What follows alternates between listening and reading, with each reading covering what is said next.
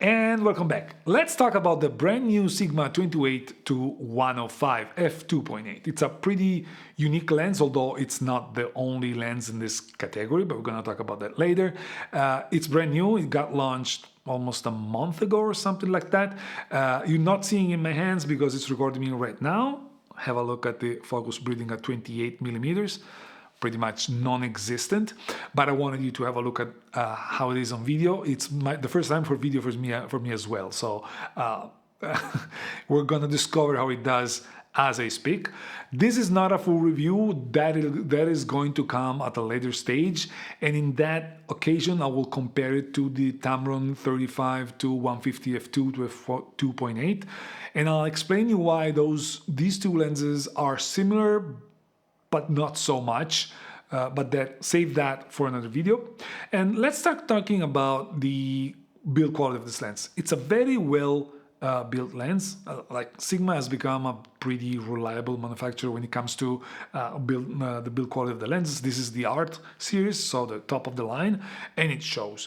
It's really, really well built. It's definitely not small. It's a pretty big lens, and it's heavy. It's almost a kilogram. It's not a kilogram. It's just shy of that. Let's say slightly above 2 pounds.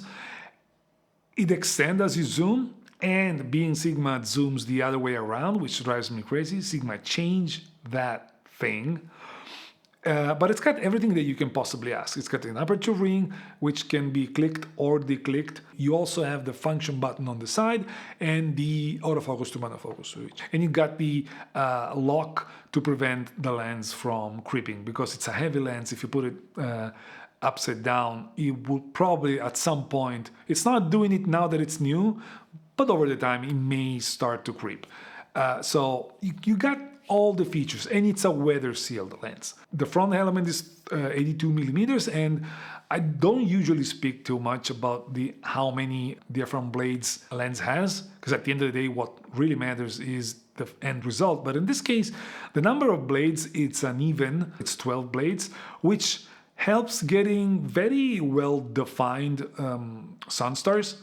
Now, you may hate it, you may love it, it's all subjective, but this has a pretty distinctive look.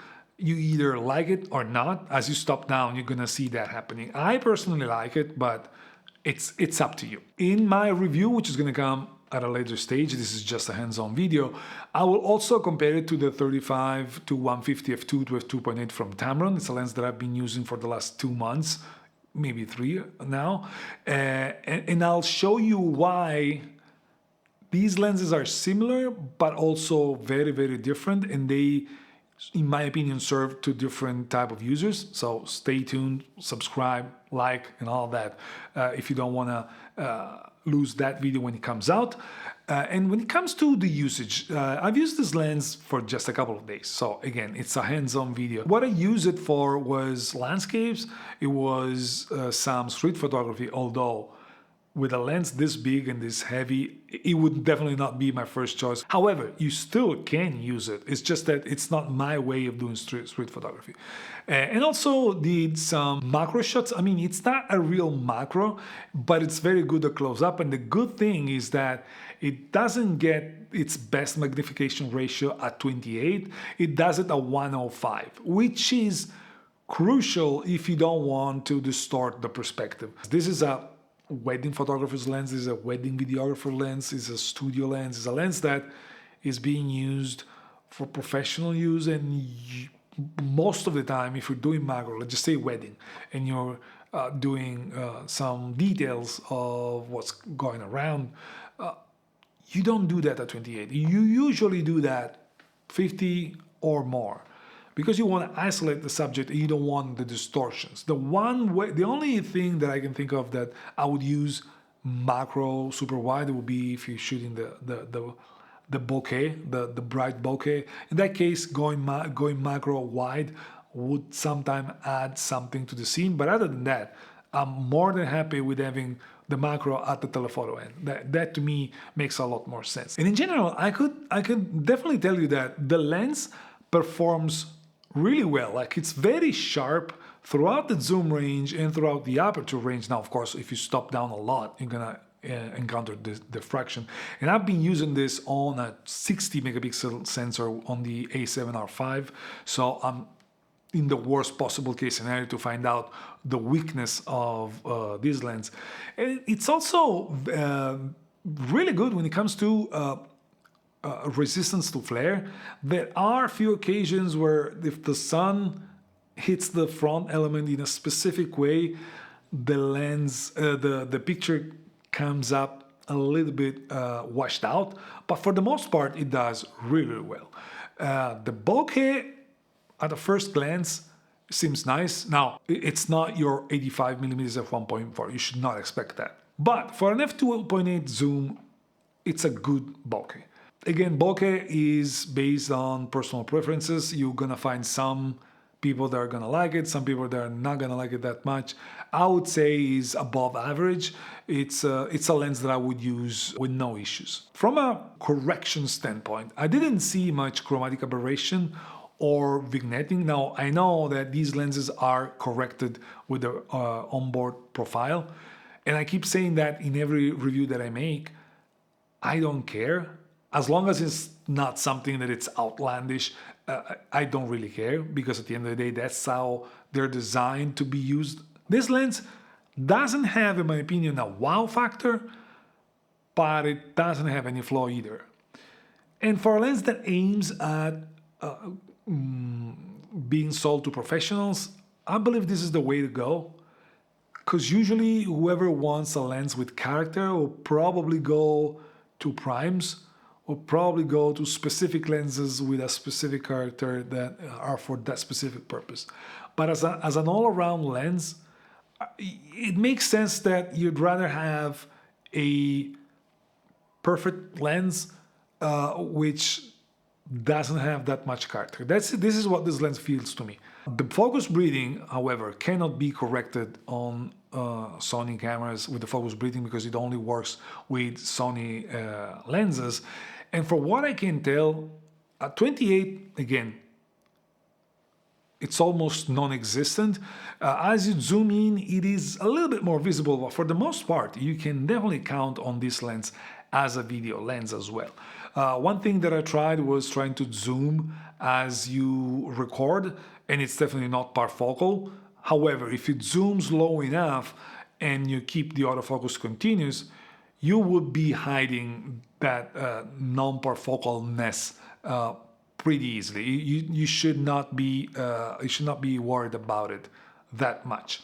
From a handling standpoint, the lens handles surprisingly well, because it's big and it's heavy, but it didn't feel too big or too heavy. It's right there. If it was a little bit bigger or a little bit heavier, it would feel uncomfortable, but on a body like the A7R5, it definitely balances pretty well. Even if you extend the lens, it's not gonna unbalance it too much. I didn't feel uncomfortable using it. This is lens that it's made for convenience. Having a 28-105 on full frame, it's huge. It's a very, very, very usable and convenient focal range.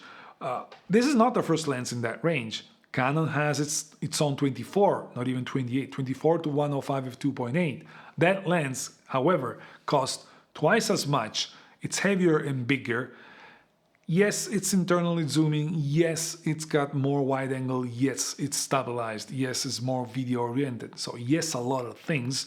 But if that is for Canon, this Sigma is not available for Canon either. So even comparing them doesn't have too much sense.